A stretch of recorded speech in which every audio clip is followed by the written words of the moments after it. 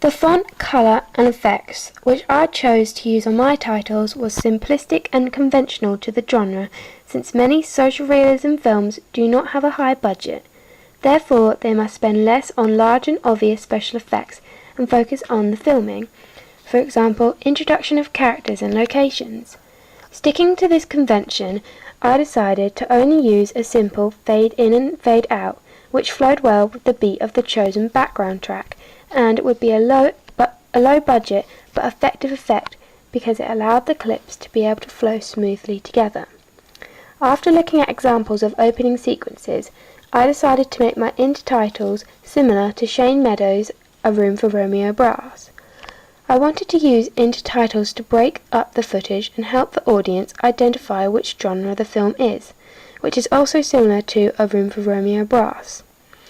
I chose the titles Addicted to create enigma codes for the audience, leaving them wondering what the addiction is and who may be addicted or why. I did not focus or reveal much of the location, which I used because before filming I conducted a questionnaire to my chosen target audience, and they stated that they would rather learn about the characters rather than the locations, because the film becomes instantly more interesting and intriguing.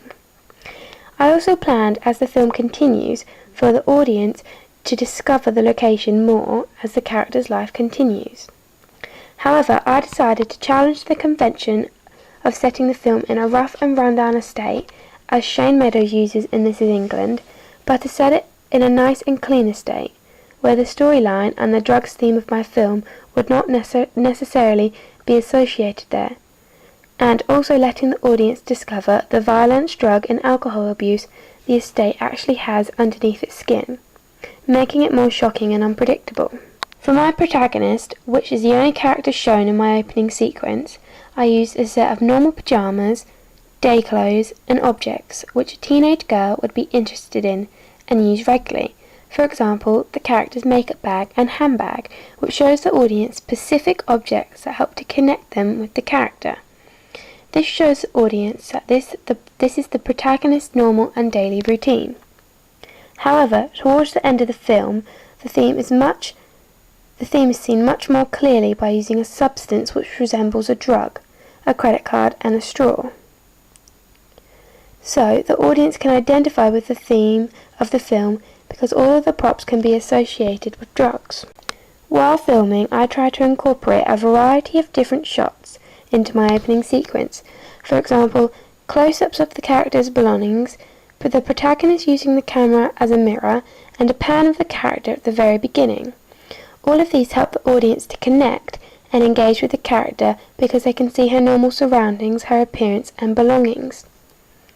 These features also help to set up the storyline more easily.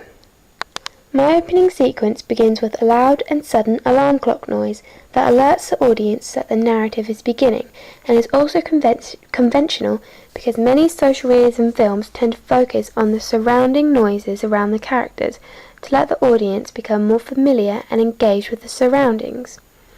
My opening sequence then finishes with a strong sniff sound which conveys with the theme and storyline and which can strongly be associated with the drugs theme. The storyline conveys to the genre because it is a typical theme and the features have been used to push the narrative along. Popular social realism films attract their audiences by using a shocking theme. For example, the drug abuse in Trainspotting and the violence used within the subculture, the skinheads, in This Is England. This is also a decision which I made from the beginning of the project.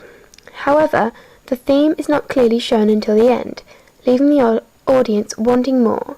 This can also be shown by finishing the sequence with a sharp fade to black effect, alerting the audience again that they will be learning more about the protagonist's story now. I wanted the theme to shock the audience, and this is why I've used a young female blonde teenager to play the main character. This is partly because the character is so young that it automatically makes her seem more innocent, naive and vulnerable, introducing the feelings of trying to protect and look out for her to the audience.